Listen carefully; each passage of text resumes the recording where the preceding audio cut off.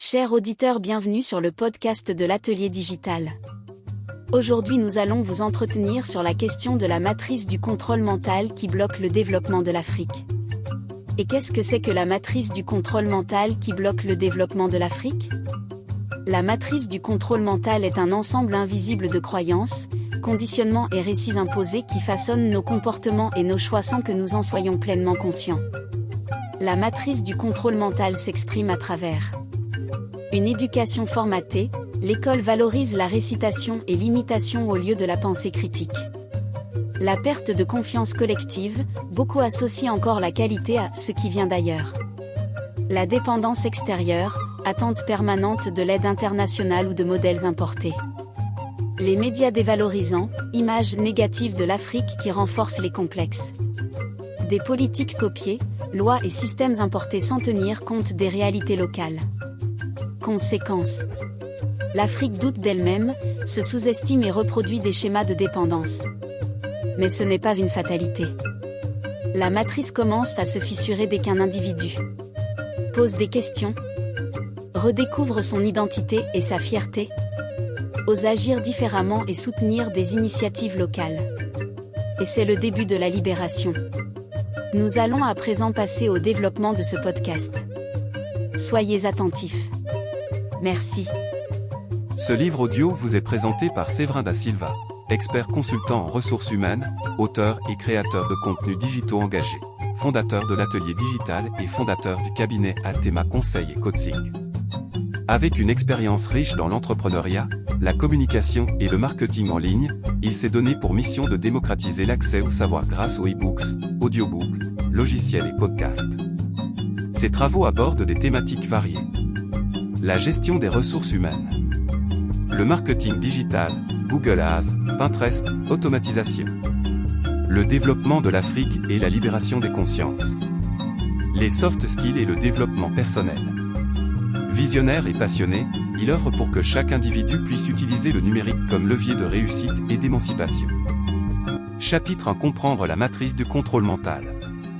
Depuis des siècles, les peuples africains vivent sous une forme subtile de domination. Non pas seulement par les armes ou les chaînes, mais par des idées, des images, et des croyances qui façonnent notre perception de nous-mêmes. Le contrôle mental, ce n'est pas de la science-fiction. C'est l'art de manipuler les pensées et de conditionner les esprits, pour que l'opprimé accepte sa condition sans la remettre en cause. Dans ce chapitre, nous allons explorer comment cette matrice s'est construite, comment elle s'impose encore aujourd'hui, et pourquoi il est urgent de la briser. Libérer l'Afrique commence d'abord par libérer nos esprits. La matrice du contrôle mental n'est pas née par hasard. Elle s'est construite pas à pas, méthodiquement, au fil des siècles. Tout d'abord, par la colonisation, qui n'a pas seulement pris les terres et les richesses, mais qui a aussi pénétré les esprits.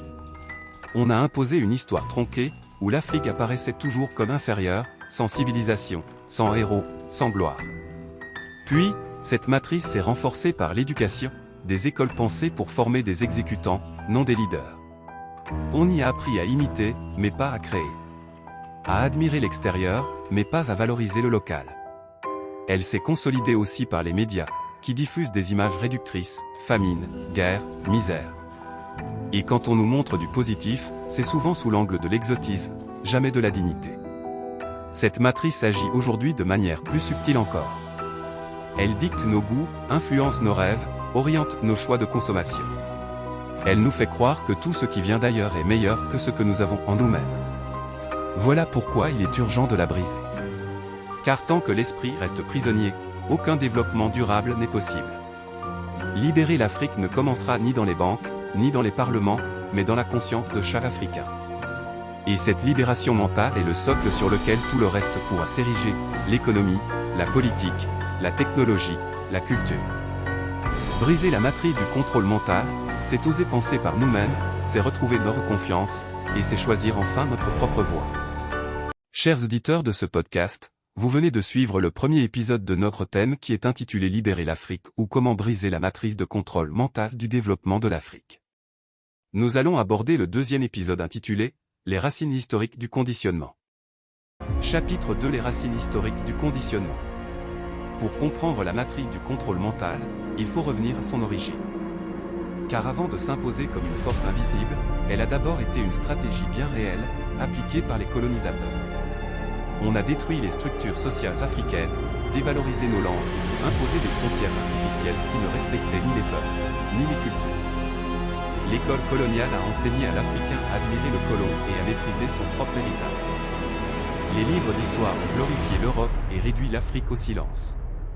Même la spiritualité a été détournée.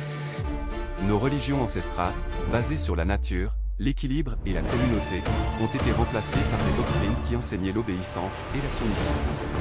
Ainsi, génération après génération, la matrice s'est enracinée, façonnant des peuples entiers qui doutent d'eux-mêmes. Et aujourd'hui encore, nous vivons les conséquences de ce conditionnement.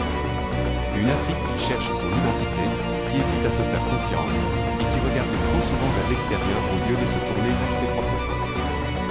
Comprendre cette histoire, ce n'est pas pour ressasser le passé. C'est pour briser le cycle et reconstruire l'avenir sur des bases solides.